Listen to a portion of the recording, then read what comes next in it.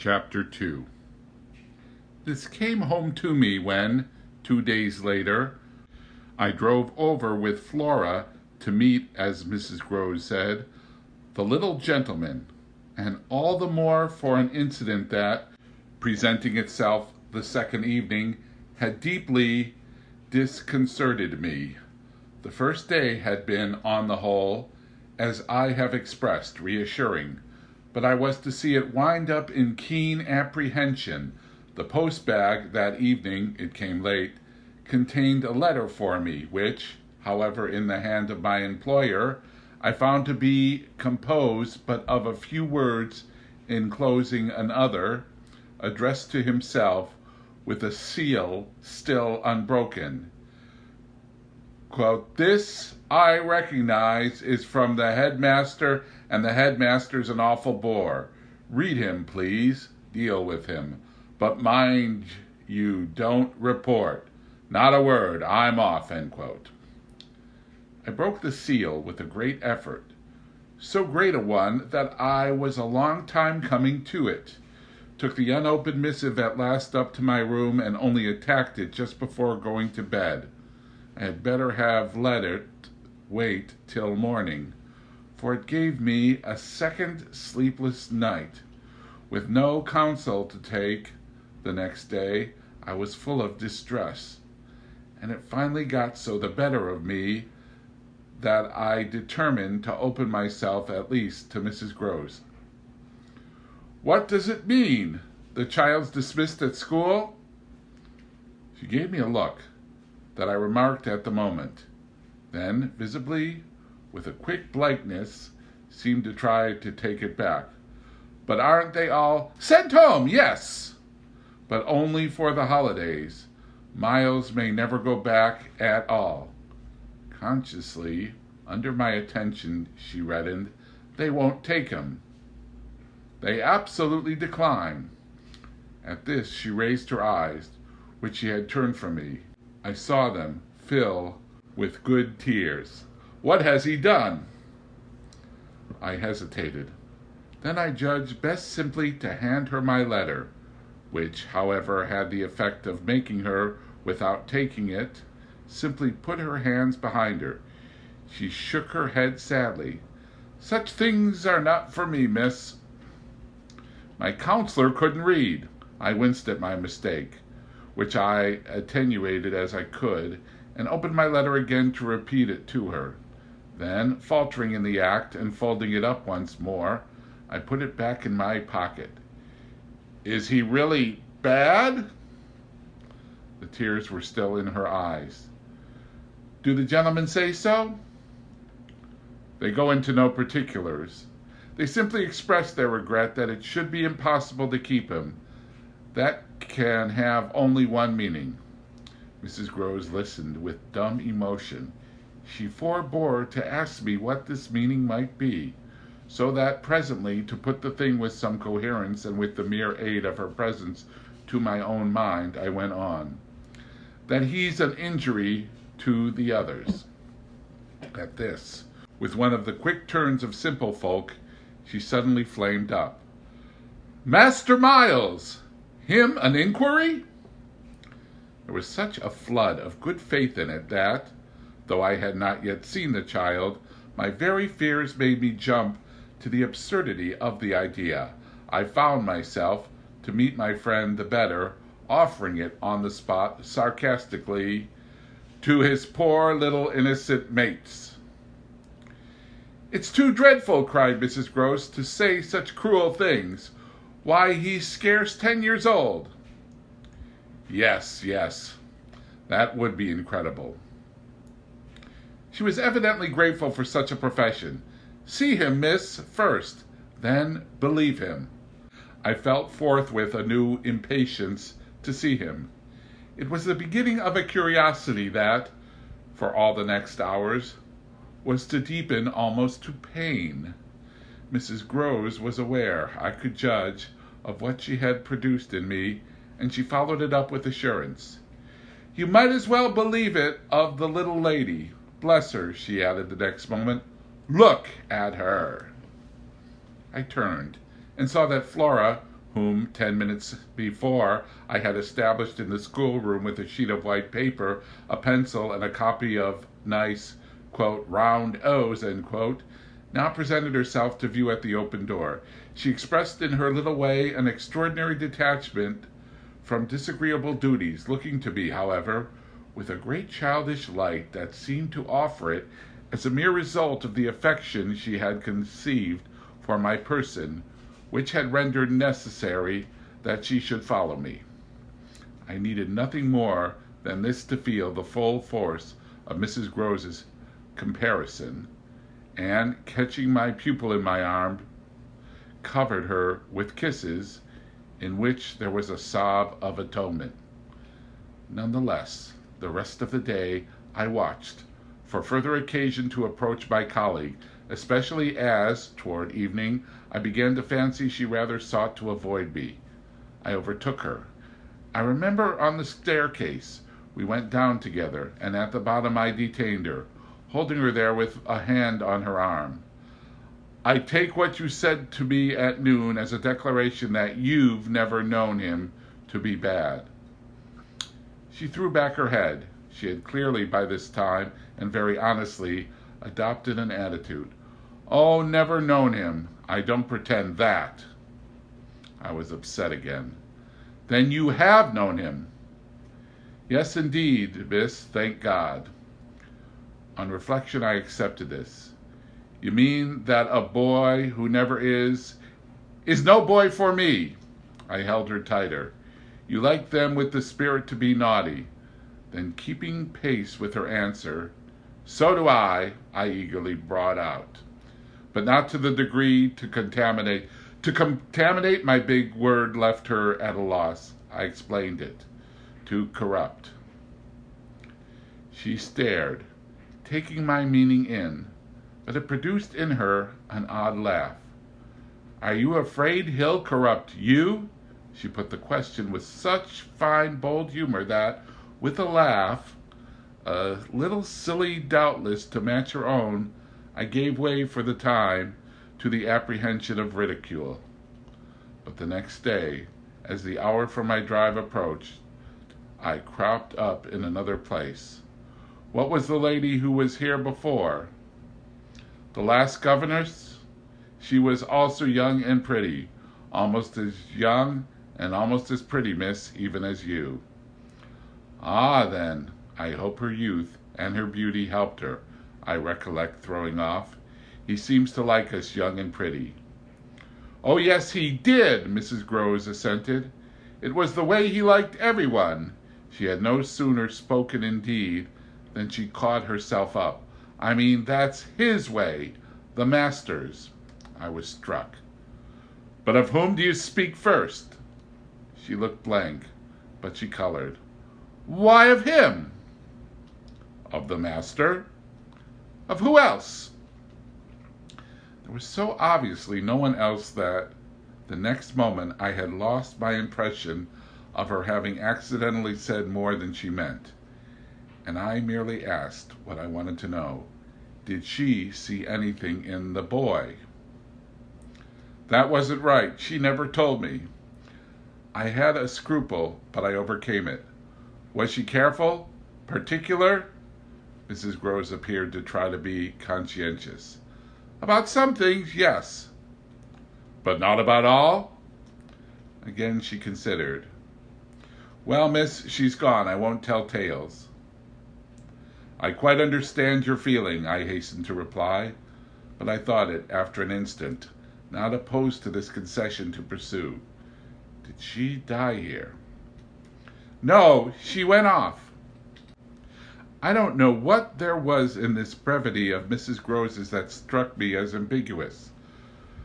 Went off to die? Mrs. Groves looked straight out of the window, but I felt that, hypothetically, I had a right to know what young persons engaged for Bly were expected to do. She was taken ill, you mean, and went home. She was not taken ill so far as she appeared in this house. She left it at the end of the year to go home, as she said, for a short holiday, to which the time she had put in had certainly given her a right. We had then a young woman, a nursemaid, who had stayed on and who was a good girl and clever. And she took the children all together for the interval.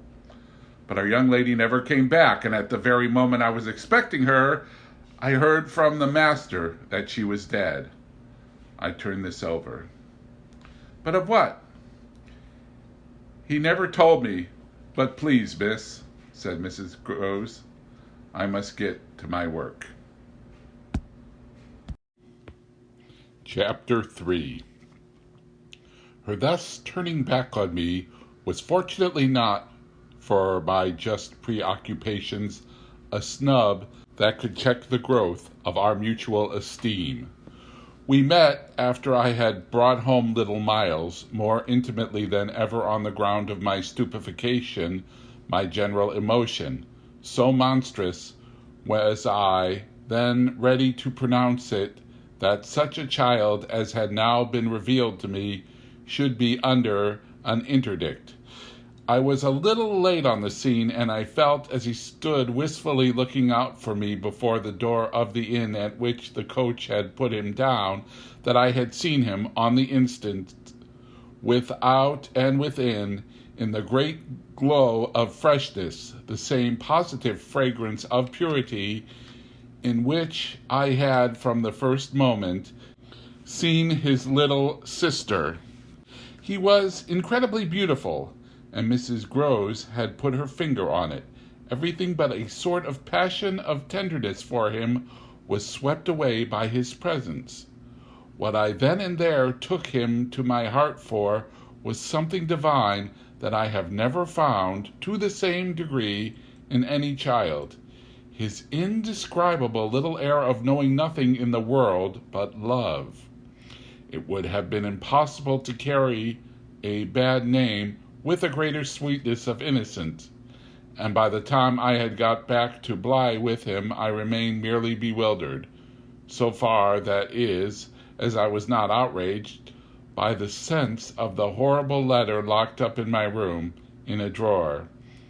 As soon as I could compass a private word with Mrs. Groves, I declared to her that it was grotesque. She promptly understood me.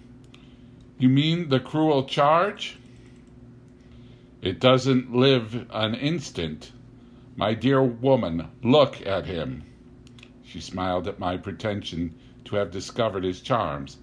I assure you, miss, I do nothing else. What will you say then? She immediately added. In answer to the letter? I had made up my mind. Nothing. And to his uncle? I was incisive. Nothing. And to the boy himself? I was wonderful. Nothing! She gave with her apron a great wipe to her mouth. Then I'll stand by you. We'll see it out. We'll see it out, I ardently echoed, giving her my hand to make it a vow. She held me there a moment, then whisked up her apron again with her detached hand. Would you mind, miss, if I used the freedom to kiss me? No! I took the good creature in my arms, and, after we had embraced like sisters, felt still more fortified and indignant. This, at all events, was for the time, a time so full that, as I recall the way it went, it reminds me of all the art I now need to make it a little distinct. What I look back at with amazement is the situation I accepted. I had undertaken with my companion to see it out, and I was under a charm, apparently, that could smooth away the extent and the far and difficult connections of such an effort. I was lifted aloft on a great wave of infatuation and pity. I found it simple in my ignorance, my confusion, and perhaps my conceit, to assume that I could deal with a boy whose education for the world was all on the point of beginning. I am unable even to remember at this day what I proposed I framed for the end of his holidays and the resumption of his studies. Lessons with me, indeed, that charming summer we all had a theory that he was to have, but I now feel that for weeks the lessons must have been rather my own. I learnt something, at first certainly, that had not been one of the teachings of my small smothered life.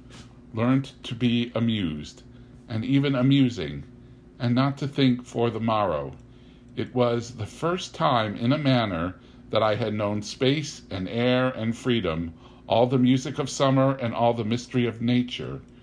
And then there was consideration, and consideration was sweet. Oh, it was a trap, not designed but deep, to any imagination, to my delicacy, perhaps to my vanity, to whatever in me was most excitable. The best way to picture it all is to say that I was off my guard. They gave me so little trouble. They were of gentleness so extraordinary, I used to speculate, but even this with a dim disconnectedness as to how the rough future, for all the futures are rough, would handle them and might bruise them. They had the bloom of health and happiness, and yet, as if I had been in charge of a pair of little grandees, of princes of the blood, for whom everything to be right would have to be enclosed and protected, the only form that, in my fancy, the after years could take for them was that of a romantic, a really royal extension of the garden and the park. It may be, of course, above all, that what suddenly broke into this gives the previous time a charm of stillness, that hush in which something gathers or crouches. The change was actually like the spring of a beast. It was the first weeks the days were long. They often, at their finest, gave me what I used to call my own hour, the hour when, for my pupils, tea time, and bedtime having come and gone, I had, before my final retirement, a small interval alone. Much as I liked my companions, this hour was the thing in the day I liked most. And I liked it best of all when, as the light faded, or rather I should say the day lingered and the last calls of the birds sounded in a flushed sky from old trees, I could take a turn on the grounds and enjoy, almost with a sense of property that amused and flattered me, the beauty and dignity of the place.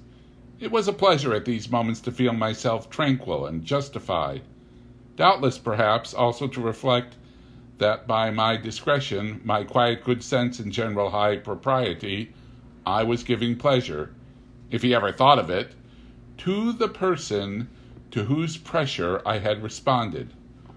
What I was doing was what he had earnestly hoped and directly asked of me, and that I could, after all, do it proved even a greater joy than I had expected. I dare say I fancied myself, in short, a remarkable young woman, and took comfort in the faith that this would more publicly appear. Well, I needed to be remarkable to offer a front to the remarkable things that presently gave their first sign. It was plump, one afternoon in the middle of my very hour. The children were tucked away, and I had come out for my stroll. One of the thoughts that, as I don't in the least shrink now from noting, used to be with me in these wanderings was that it would be as charming as a charming story suddenly to meet someone. Someone would appear there at the turn of a path and would stand before me and smile and approve. I didn't ask more than that. I only asked that he should know, and the only way to be sure he knew would be to see it, and the kind of light it, in his handsome face. That was exactly present to me, by which I mean the face was, when on the first of these occasions at the end of a long June day, I stopped short on emerging from one of the plantations and coming into view of the house. What arrested me on the spot, and with a shock much greater than any vision had allowed for, was the sense that my imagination had in a flash turned real. He did stand there, but high up beyond the lawn, and at the very top of the tower to which on that first morning little Flora had conducted me. This tower was one of a pair, square, incongruous, crenellated structures that were distinguished for some reason, though I could see little difference, as the new and the old. They flanked opposite ends of the house and were probably architectural absurdities redeemed in a measure indeed by not being wholly disengaged nor of a height too pretentious dating in their gingerbread antiquity from a romantic revival that was already a respectable past. I admired them, had fancies about them, for which we could all profit in a degree, especially when they loomed through the dusk by the grandeur of their actual battlements. Yet it was not as such an elevation that the figure I had so often invoked seemed most in place.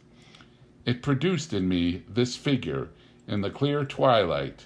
I remember two distinct gasps of emotion, which were sharply the shock of my first and that of my second surprise. My second was a violent perception of the mistake of my first. The man who met my eyes was not the person I had precipitately opposed. There came to me thus a bewilderment, a vision of which, after these years, there is no living view that I can hope to give. An unknown man in a lonely place is a permitted object of fear to a young woman privately bred, and the figure that faced me was, a few more seconds assured me, as little as anyone else I knew, as it was the image that had been in my mind. I had not seen it in Harley Street. I had not seen it anywhere. The place, moreover, in the strangest way in the world, had on the instant, and by the very fact of its appearance, become a solitude. To me, at least, making my statement here with deliberation, with which I have never made it, the whole feeling of the moment returns. It was as if, while I took in what I did take in, all the rest of the scene had been stricken with death. I can hear again, as I write, the intense hush in which the sounds of evening dropped. The rook stopped cawing in the golden sky, and the friendly hour lost, for the minute, all its voice. But there was no other change in nature, unless, indeed, it were a change that I saw with a stranger sharpness. The gold was still in the sky, the clearness in the air, and the man who looked at me over the battlements was as definite as a picture in a frame. That's how I thought, with extraordinary quickness, of each person that he might have been, and that he was not. We were confronted across our distance quite long enough for me to ask myself with intensity who then he was, and to feel, as an effect of my inability to say, a wonder that in a few instants more became intense. The great question, or one of these, is afterwards, I know with regard to certain matters, the question of how long they have lasted. Well, this matter of mine, think what you will of it, lasted while I was caught at a dozen possibilities, none of which made a difference for the better, that I could see in their having been in the house, and for how long above all, a person of whom I was in ignorance.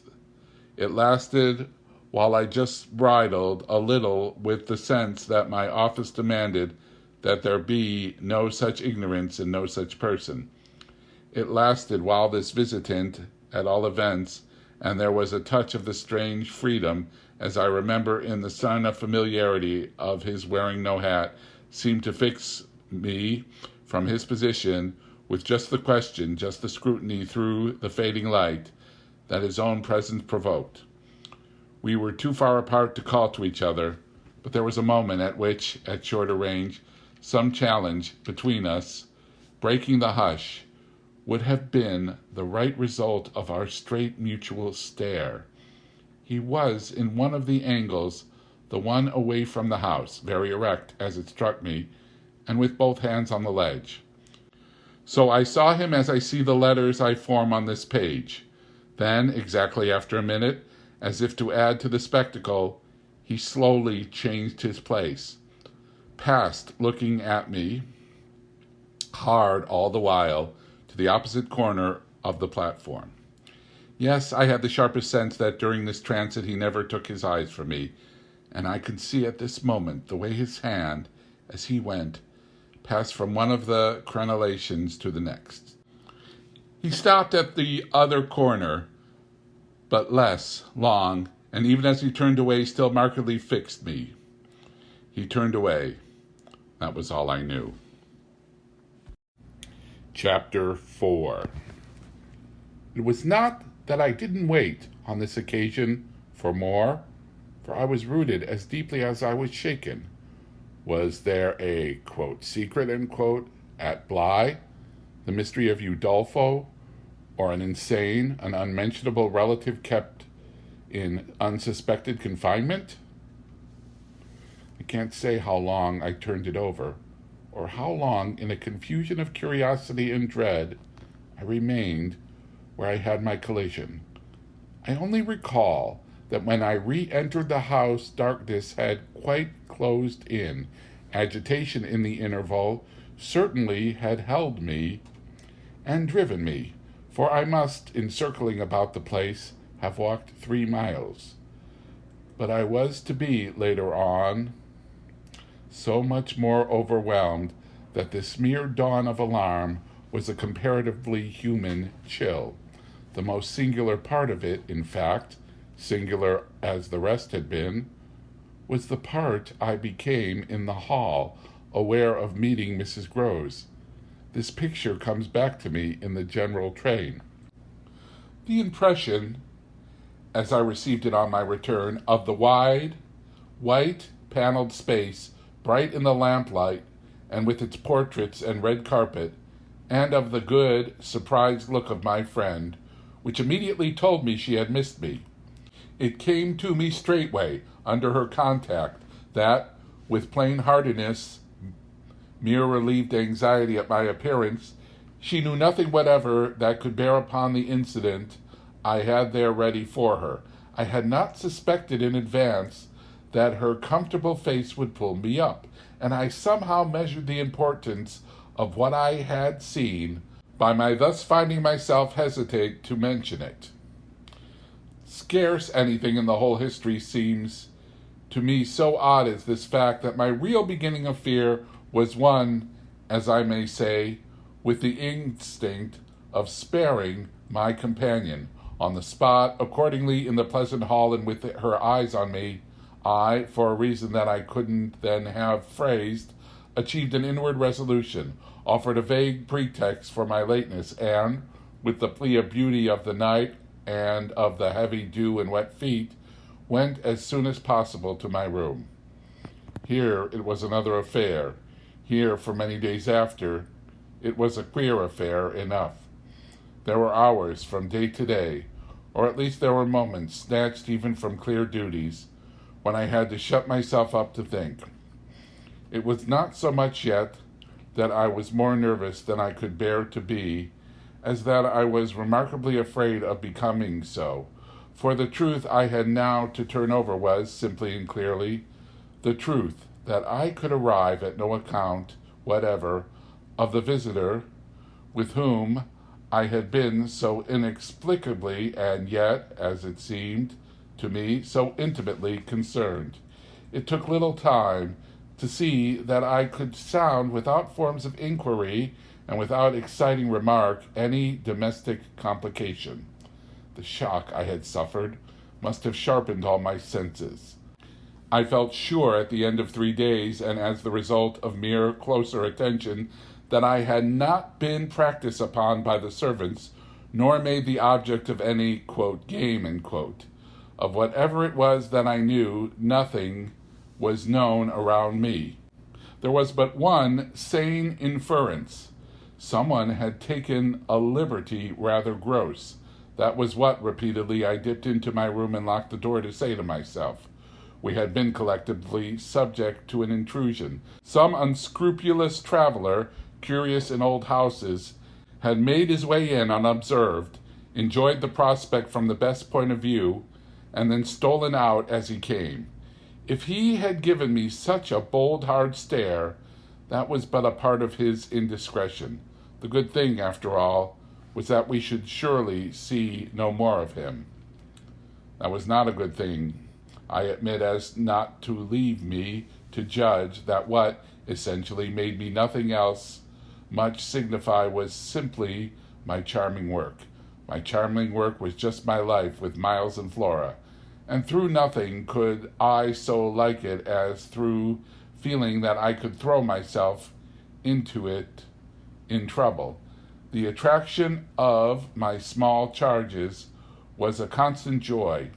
leading me to wonder afresh at the vanity of my original fears, the distaste I had begun by entertaining for the probable gray prose of my office.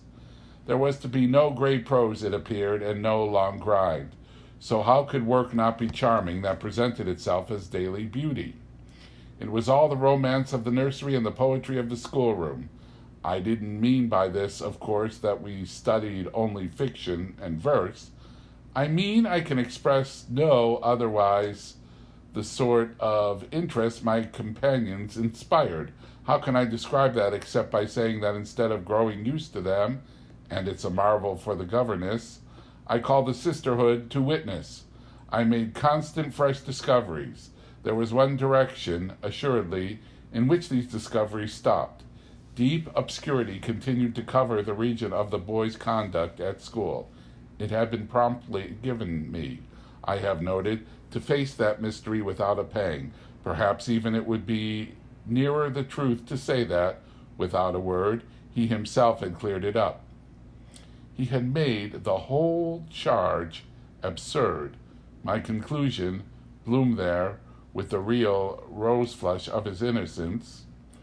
He was only too fine and fair for the little horrid unclean school world, and he had paid a price for it. I reflected acutely that sense of such differences, such superiorities of quality, always on the part of the majority, which could include even stupid, sordid headmasters, turns infallibly to the vindictive. Both the children had a gentleness, it was their only fault, and it never made Miles a muff, that kept them, how shall I express it, almost impersonal and certainly quite unpunishable. They were like the cherubs of the anecdote who had, morally at any rate, nothing to whack. I remember feeling with Miles in especial as if he had had, as it were, no history. We expect of a small child a scant one. But there was in this beautiful little boy something extraordinarily sensitive, yet extraordinarily happy, that more than any creature of his age I have ever seen struck me as a beginning anew each day. He had never, for a second, suffered. I took this as a direct disproof of his having really been chastised. If he had been wicked, he would have, quote, caught, end quote, it. And I should have caught it by the rebound. I should have found the trace. I found nothing at all, and he was therefore an angel. He never spoke of his school, never mentioned a comrade or a master, and I, for my part, was quite too much disgusted to allude to them. Of course, I was under the spell, and the wonderful part of it is that, even at the time, I perfectly knew I was. But I gave myself up to it. It was an antidote to any pain. And I had more pains than one. I was in receipt in these days of disturbing letters from home where things were not going well. But with my children, what things in the world mattered?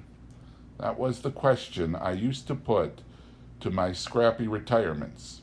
I was dazzled by their loveliness. There was a Sunday to get on when it rained with such force and for so many hours that there could be no procession to church, in consequence of which, as the day declined, I had arranged with Mrs. Groves that, should the evening show improvement, we would attend together the late service. The rain happily stopped, and I prepared for our walk, which, through the park and by good road to the village, would be a matter of 20 minutes. Coming downstairs to meet my colleague in the hall, I remembered a pair of gloves that had required 3 stitches and that had received them with a publicity perhaps not edifying, while I sat with the children at their tea, served on Sundays, by exception, in that cold, clean temple of mahogany and brass, the, quote, grown-up, end quote, dining room. The gloves had been dropped there, and I turned in to recover them. The day was gray enough, but the afternoon light still lingered, and it enabled me, on crossing the threshold, not only to recognize on a chair near the wide window, then closed, the articles I wanted, but to become aware of a person on the other side of the window and looking straight in. One step into the room had sufficed. My vision was instantaneous. It was all there. The person looking straight in was the person who had already appeared to me. He appeared thus again, with, I won't say greater, distinctness, for that was impossible, but with a nearness that represented a forward stride in our intercourse and made me, as I met him, catch my breath and turn cold. He was the same. He was the same and seen this time as he had been seen before from the waist up, the window, though the dining room was on the ground floor, not going down to the terrace on which he stood. His face was close to the glass, yet the effect of this better view was, strangely, only to show me how intense the former had been. He remained but a few seconds, long enough to convince me he also saw and recognized, but it was as if I had been looking at him for years and had known him always. Something, however, happened this time that had not happened before. His stare into my face, through the glass and across the room, was as deep and hard as then, but it quitted me for a moment, during which I could still watch it, see it fix successfully several other things. On the spot, there came to me the added shock of a certitude that it was not for me he had come there. He had come for someone else. The flash of this knowledge, for it was knowledge in the midst of dread, produced in me the most extraordinary effect. Started as I stood there, a sudden vibration of duty and courage. I say courage because I was beyond all doubt already far gone. I bounded straight out of the door again, reached that of the house, got in an instant upon the drive, and, passing along the terrace as fast as I could rush, turned a corner and came full in sight. But it was in sight of nothing now. My visitor had vanished. I stopped, I almost dropped, with the real relief of this. But I took the whole scene. I gave him time to reappear. I call it time, but how long was it? I can't speak to the purpose today of the duration of these things. That kind of measure must have left me. They couldn't have lasted as they actually appeared to me to last.